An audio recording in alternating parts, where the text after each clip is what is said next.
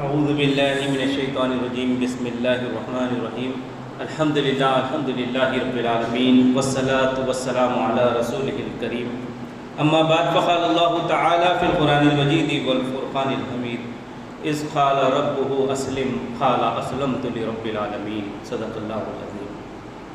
آج بھی ہو جو ابراہیم کا ایما پیدا آگ کر سکتی ہے انداز گلستہ پیدا۔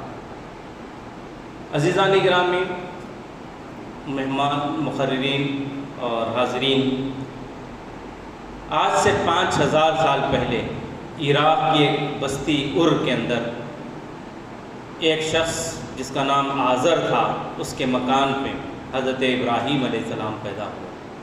تاریخی روایتوں میں آتا ہے کہ یہ آزر ابراہیم علیہ السلام کا چچا تھا، یا کسی نے لکھا دادا تھا اور کسی نے لکھا کہ یہ بایولوجیکل فادر تھا۔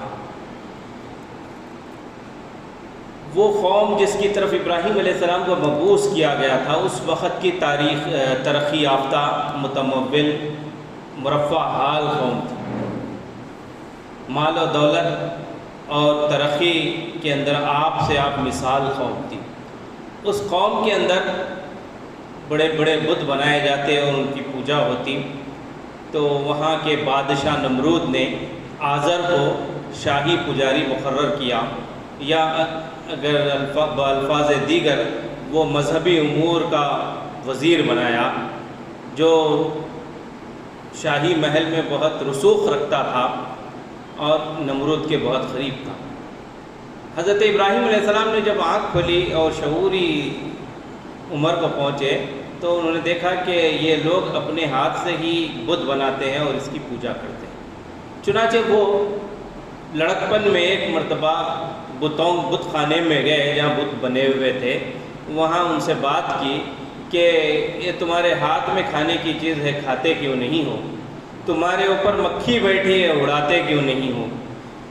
جب انہیں کوئی جواب نہیں ملا تو سوچنے لگ گئے، غور و فکر کرنے لگ گئے، یہ جو اپنے ہاتھ میں پاتے ہیں وہ کھا نہیں سکتے، اپنے اوپر بیٹھی مکھی ہکال نہیں سکتے، تو یہ اوروں کی دعائیں کیسے سن سکتے ہیں، اوروں کی ضرورتیں کیسے پوری کر سکتے ہیں، لوگوں کا نفع و نقصان کا سامان کیسے کر سکتے ہیں؟ جب انہوں نے اور غور و فکر کیا تو قرآن وہ واقعہ بیان کرتا ہے کہ انہوں نے تاروں کو دیکھا اور کہا یہ میرا رب ہو سکتے ہیں۔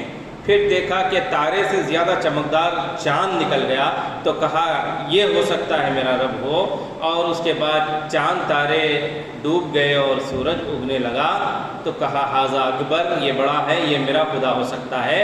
پھر سورج ڈوب گیا تو کہا کہ ڈوبنے والا میرا خدا نہیں ہو سکتا۔ ان سب چیزوں کا پیدا کرنے والا خالق سماوات والارض میرا رب ہے، میرا مالک ہے، میرا پروردگار۔ انہوں نے اعلان کیا، جب حق آشکار ہو گیا تو حق کا اعلان کیا، حق کا اظہار کیا۔ یہ ہے ابراہیم علیہ السلام، انی جاعلک للناس اماما۔ امامت انسانیت کے اوپر فائز اس شخص کو کیا جا سکتا تھا جو ذاتی طور پہ خوبیاں رکھتا ہو، جیسے ابراہیم صاحب نے کہا، لیکن جو تاریخی حوالے ملتے ہیں وہ یہ ہے کہ حضرت ابراہیم علیہ السلام کو امام انسانیت کے مقام پر اس لیے فائز کیا گیا کیونکہ چند چیزوں میں آزمایا اور اس میں وہ پورے نکل گئے تو اعلان کیا گیا۔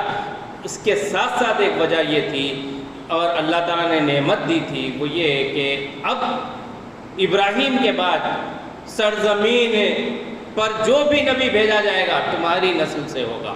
امام الناس کا مطلب وہ ہے کہ ان کی پشت سے ہی نکلے۔ بنی اسرائیل کے اندر موسیٰ علیہ السلام ابراہیم علیہ السلام کی اولاد، اور عیسیٰ علیہ السلام بھی بنی اسرائیل کی طرف بھیجے گئے تھے، وہ بھی نبی حضرت ابراہیم ہی کی پشت سے تھے۔ پھر بنی اسماعیل کے اندر نبی اکرم صلی اللہ علیہ وسلم کو مبعوث فرمایا، وہ بھی حضرت ابراہیم علیہ السلام کی پشت سے تھے۔ امام الناس ہونے کا مطلب یہ تھا کہ آگے کوئی پیشوائی، رہبری، رہنمائی ہوگی تو تمہارے خاندان میں سے ہی ہوگی۔ قال لا ینال عہد الظالمین، لیکن تمہاری اولاد میں سے جو ظالم ہوں گے اللہ کے عہد سے پھر جائیں گے، ان کے تعلق سے ہمارا کوئی وعدہ نہیں ہے۔ امام الناس کا مطلب یہ ہے کہ رشد و ہدایت کا چشمہ تمہارے ہی پشت سے نکلے گا، وہیں سے پھوٹے گا، اور پھر آنے والی انسانیت کے اندر تمہارا نام احترام سے لیا جائے گا۔ یہود، نصرانی، صابی، مسلمان، یہ وہ بڑی بڑی قومیں ہیں جو حضرت ابراہیم علیہ السلام کو تقدس سے جو ہے احترام کرتی ہے، ان کو اپنا امام سمجھتی ہے، اسی لیے کہا گیا تھا امام الناس۔ اللہ تبارک و تعالیٰ نے ابراہیم علیہ السلام کو چند چیزوں میں آزمایا، ان کے اندر جو سمجھنے کا نقطہ ہے وہ یہ ہے کہ اپنی نفسانی خواہشات پر قابو پاتے ہوئے اللہ کے آگے سر تسلیم خم کرنا، یہ وہ خوبی تھی ابراہیم علیہ السلام کی، جس کا ذکر قرآن کہتا ہے اذ قال ربہ اسلم، اس کے رب نے اس سے کہا کہ تو سر تسلیم خم کرنے والا ہو جا، اپنی خواہشات کو اللہ کے آگے ڈالنے والا ہو جا، اپنے آپ کو اللہ کے سپرد کرنے والا بن جا، اللہ کا مطیع و فرمانبردار بن جا۔ تو اس نے کہا قال اسلمت لرب العالمین، میں اپنے آپ کو حوالے کر رہا ہوں، میں اپنے آپ کو سپرد کر رہا ہوں، میری اپنی خواہشات کو اللہ رب العالمین کے سامنے ڈال رہا ہوں۔ یہ وہ صفت تھی جس کی وجہ سے حضرت ابراہیم علیہ السلام کا رتبہ بڑھایا گیا، اور پھر ہم دیکھتے ہیں کہ وہ آزمائشوں کے اندر پورے اترے، اور کسی بھی قسم کے نقصان کا اور کسی بھی شخص کے ناراضگی کی کبھی پرواہ نہیں کی انہوں نے۔ گھر سے نکالا، باپ ناراض ہو گیا، گھر والے ناراض ہو گئے، برداشت کیا، قوم والے ناراض ہو گئے، برداشت کیا، وقت کا بادشاہ شہر بدر کرنے کا حکم دیتا ہے، جب بھی جو اس کے لیے تیار رہے، انہوں نے کہا کہ قال انی ذاہب الی ربی سیہدین، میں اللہ رب العالمین کی طرف جاتا ہوں، اللہ میری رہنمائی کرے گا، سیہدین، وہ اچھا راستہ بتائے گا مجھے، اب مجھے آگے کہاں جانا ہے وہ بتائے گا۔ اللہ کے پر توکل تھا۔ آگ کا علاوہ تیار کیا گیا، نمرود نے کہا کہ جھولے میں بٹھا کے ابراہیم کو ڈال دو، تو جب وہ ڈال رہے تھے فرشتے نے پوچھا کچھ مدد کروں، تو فرشتے سے کہا کہ اگر اللہ میرے احوال سے واقف ہے تو وہی میری مدد کے لیے کافی ہے، انی توکلت علی اللہ، میں اللہ پر توکل کرتا ہوں، اللہ کی ذات پہ بھروسہ کرتا ہوں۔ یہ وہ صفت تھی جس کی وجہ سے امام الناس بنایا گیا۔ آج بھی ہو جو ابراہیم کا ایمان پیدا، آگ کر سکتی ہے انداز گلستہ پیدا۔ آگ کے علاوے میں ڈالا گیا، اللہ تعالیٰ نے آگ کو حکم دیا یا نارو کونی بردم و سلام علی ابراہیم، اے آگ سلامتی کے ساتھ ٹھنڈی ہو جا، اتنی ٹھنڈی نہ ہو کہ ابراہیم کو تکلیف ہونے لگے، آگ ٹھنڈی ہو جا، گلستان میں تبدیل ہو گئی۔ اسی لیے شاعر نے کہا آج بھی ہو جو ابراہیم کا ایمان پیدا، آگ کر سکتی ہے انداز گلستہ پیدا۔ شاعر کہتا ہے کہ بے قدر کود پڑا آتش نمرود میں عشق، یہ عشق تھا اللہ سے، یہ خلیل تھے، اللہ کے دوست تھے، اللہ سے محبت تھی۔ یاد رکھ لیجئے اطاعت و فرمانبرداری کے لیے شرط اول عشق ہے۔ اور اسلام کا خلاصہ کیا ہے؟ ایک بزرگ نے کہا کہ اسلام کا خلاصہ یہ ہے کہ اللہ سے محبت، اللہ کے بندوں سے محبت، یہی ہے اسلام کا خلاصہ۔ عشق ہے، محبت ہے، ایک دوسرے کی خیر خواہی کرنا ہے۔ اللہ کے رسول صلی اللہ علیہ وسلم نے فرمایا دین خیر خواہی کا نام ہے، الدین النصیحہ۔ صحابہ نے پوچھا کس سے خیر خواہی؟ تو اللہ کے رسول صلی اللہ علیہ وسلم نے فرمایا اللہ سے خیر خواہی، اللہ کے رسول سے خیر خواہی، اللہ کی کتاب سے خیر خواہی، اللہ کے بندوں سے خیر خواہی۔ یہ ہے عشق۔ بے خطر کود پڑا آتش نمرود میں عشق، یہ عشق و محبت تھی۔ سوچے بغیر کیا ہوگا، انجام کیا ہوگا، کود پڑے۔ عقل ہے محوے تماشائے لبے بام، ابھی اگر عقل سے کام لیتے تو عقل کبھی اجازت نہیں دیتی، جل جائیں گے، اس کے بعد جو ہے 60% سے زیادہ برن ہوں گے تو مر جائیں گے، وہ ساری چیزیں ہوں گی، اپاہج ہو جائیں گے، ساری چیزیں نقصان ہوگا۔ عقل کبھی جو ہے نا گوارا نہیں کرتی یا اجازت نہیں دیتی۔ تو یہ عشق تھا جو بے خطر کود پڑے ابراہیم علیہ السلام۔ اسی لیے کہتے ہیں آج بھی ہو جو ابراہیم کا ایمان پیدا، آگ کر سکتی ہے انداز گلستہ پیدا۔ حضرت ابراہیم علیہ السلام نے جب خواب دیکھا، اس کا ذکر آپ نے سنا کہ بیٹے سے پوچھا، جب اللہ تعالیٰ سے انہوں نے دعا کی ربی حبلی من الصالحین، اللہ مجھے نیک اولاد عطا کر، اور قرآن مجید میں کہا گیا فبشرناہ بغلام حلیم، ہم بشارت دیتے ہیں ایک بردبار حلیم بیٹے کی۔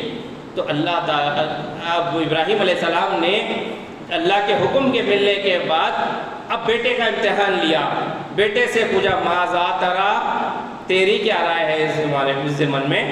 تو یہ دیکھنا چاہتے تھے کہ اگر یہ صالح اولاد ہے تو اللہ کے حکم کے لیے کٹنے تیار ہو جائے گا، اور اگر بھاگنے کی کوشش کرے گا، عذرات بنائے گا، ہیلے حوالے کرے گا، بہانہ بازیاں کرے گا، تو یہ غلامین حلیم نہیں ہے جس کی وجہ سے اللہ مجھے حکم دے رہا کہ ایسے ناپاک یا غیر صالح اولاد کو ختم کر دیا جائے۔ جب دیکھا انہوں نے یا ابت افعل ما تؤمر ستجدنی انشاءاللہ من الصابرین، کہ اے ابا جان کر گزریے جو حکم آپ کے رب سے آپ کو مل رہا ہے، میں صبر کرنے والوں میں شامل ہوں گا، میں صبر کروں گا اس کے اوپر۔ تو یہ ان کو یقین ہو گیا یہ غلام حلیم ہے، یہ بردبار بیٹا ہے، اور آپ جانتے ہیں کہ وہ قربانی دونوں کی قبول ہو گئی، یعنی کہ بغیر ذبح ہونے کے ان کے ارادے اور نیت عزم کو دیکھنا چاہتا تھا اللہ تعالیٰ، انہوں نے کوشش کی، حکم جو دیا گیا پورا کرنے کی پوری کوشش کی، بیٹا بھی ساتھ دیا، جیسے سنے آپ بیوی بھی جو ہے ساتھ دی اس کے اندر۔ تو اللہ تبارک و تعالیٰ نے کہا قد صدقت الرؤیا ابراہیم، تو نے خواب کو پورا کر دیا۔ یہ ذبح عظیم کہا گیا، یہ بہت بڑی قربانی ہے۔ ذرا تصور کیجئے، ٹھنڈے دل سے سوچئے، ہم بچے کو خروش آنے بھی نہیں دینا چاہتے، وہ بخار میں مبتلا ہو جاتا ہے تو پریشان ہو جاتے ہیں، وہ اپنے بیٹے لقد جگر کو اپنے ہاتھ سے ذبح کرنا کتنا بڑے جگر کی بات ہے۔ یہی ہے آج بھی ہو جو ابراہیم کا ایمان پیدا۔ فجر کی نماز کے بعد ایک صاحب سے ملاقات کرنے کے لیے گئے، تو دیوان خانے میں بٹھانے کترا رہے، بولے بیٹا سو رہا ہے، اس کی نیند میں خلل پیدا ہو، باہر سے بات کر کے بھی جاتے رہے۔ یہ محبت ہے، یہ محبت فطری ہوتی ہے کہ بیٹے کی ان نیند میں بھی خلل نہ ہونا۔ وہ کیسا باپ تھا، مثالی باپ، جو اللہ کے حکم میں اپنے بیٹے کو، جو کہ بھاگنے دوڑنے کی عمر کو آ گیا تھا، ٹین ایج میں آ گیا تھا، اس کو ذبح کرنے کے لیے تیار ہو گئے۔ ذرا تصور کیجئے ایمان کی ہائٹ، ایمان کی جو کیفیت، وہ ایمان کو پہنچ ہی نہیں سکتے، اس وجہ سے کبھی آگ انداز گلستان پیدا کر ہی نہیں سکتے، یہ ہو ہی نہیں سکتا۔ لیکن شاعر نے بہت خوب کہا آج بھی ہو جو ابراہیم کا ایمان پیدا، آگ کر سکتی ہے انداز گلستان پیدا۔ اپنے بچوں کو اسلام کے لیے لگانا، ان کے کریئر کو بھی داؤ پہ لگا کے اسلام کے غلبے کے لیے لگانا، اس کے لیے کیا ہم تیار ہیں؟ یہ آج سوال کر رہا ہے وہ ابراہیم، وہ اسماعیل علیہ السلام کی قربانی کا عمل ہم سے سوال کرتا ہے ہر سال، کیا ہم بچوں کو اسلام کے لیے لگانے کے لیے تیار ہے؟ کیا اسلامی بنانے کے لیے تیار ہے؟ اللہ کا مطیع و فرمانبردار بنانے کے لیے تیار ہے؟ ان کے اخلاق کو اسلامی اخلاق بنانے کے لیے تیار ہے؟ ان کو ایک صالح مومن بنانے کے لیے ہم تیار ہیں، یا پھر صرف اس کی دنیا بنانا چاہتے ہیں؟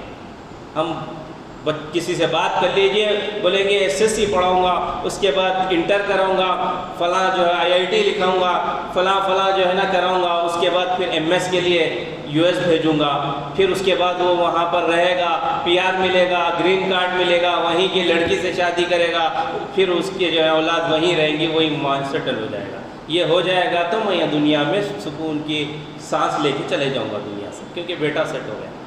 لیکن یہ ہم کو فکر نہیں ہے کہ اسلام کے لیے کیا کر رہا ہے میرا بیٹا، کیا اسلامی دین کے اسلام کے کاموں کے لیے وہ وقت لگا رہا ہے، اس کے لیے وہ تڑپ رہا ہے، اسلامی اخلاق اس کے اندر پیدا ہو رہے ہیں، قرآنی اخلاق پیدا ہو رہے ہیں یا نہیں ہو رہے ہیں، وہ ایک اچھا صالح ایماندار مومن بن رہا ہے یا نہیں بن رہا ہے، یہ جو ہے ہم کو فکر نہیں ہے۔ آج یہ سوال کر رہے ہیں ابراہیم و اسماعیل علیہ السلام کا یہ عمل، ایک مثالی باپ مثالی بیٹا، کہ آج ہم اپنے رویے کا جائزہ لے کر دیکھیں اور ہم اپنی نئی نسل کی تیاری کے لیے جو ہے نا کوشش کریں۔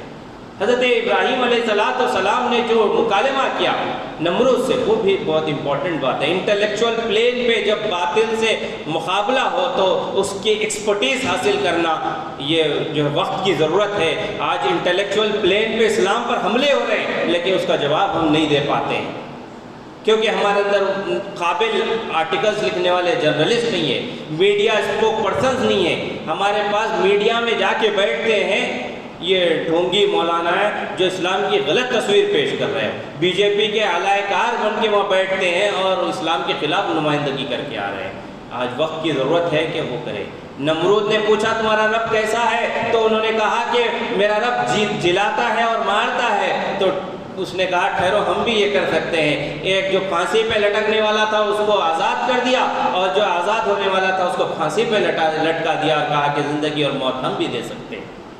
جب یہ دیکھا ابراہیم علیہ السلام نے کہ نمرود اس کو جلانے اور مارنے کا مطلب غلط سمجھ گیا ہے، تو انہوں نے کہا میرا رب وہ ہے جو مشرق سے سورج نکالتا ہے، اگر تیرے اندر بھی پاور ہے، اتھارٹی ہے تو مغرب سے نکال کے بتا۔ اس کے بعد وہ مبہوت ہو گیا۔ قرآن خود کہتا ہے کہ مبہوت ہو گیا، لاجواب ہو گیا، کوئی جواب نہیں دے سکا۔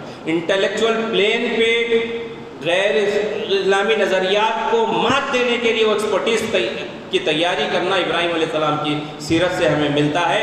آج طرح طرح کے حملے ہو رہے ہیں۔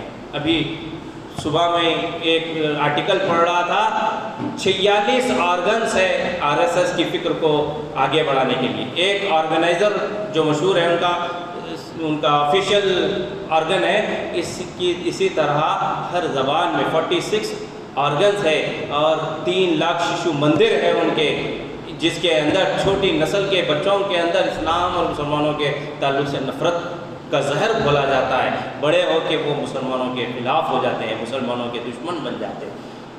ہر طرح سے یہ لوگ کام کر رہے ہیں۔ 144 تنظیمیں انہوں نے بنائی ہیں، خواتین کی الگ، لڑکیوں کی الگ، نوجوانوں کی الگ، مزدوروں کی الگ، کسانوں کی الگ، اس طرح سے انہوں نے ایڈوکیٹس کی الگ، ڈاکٹرز کی الگ، 144 تنظیمیں بنا کے پورے ہندوستان کے اندر پوری رگوں میں زہر گھول رہے ہیں، ہر جگہ مسلمانوں اور اسلام کے خلاف۔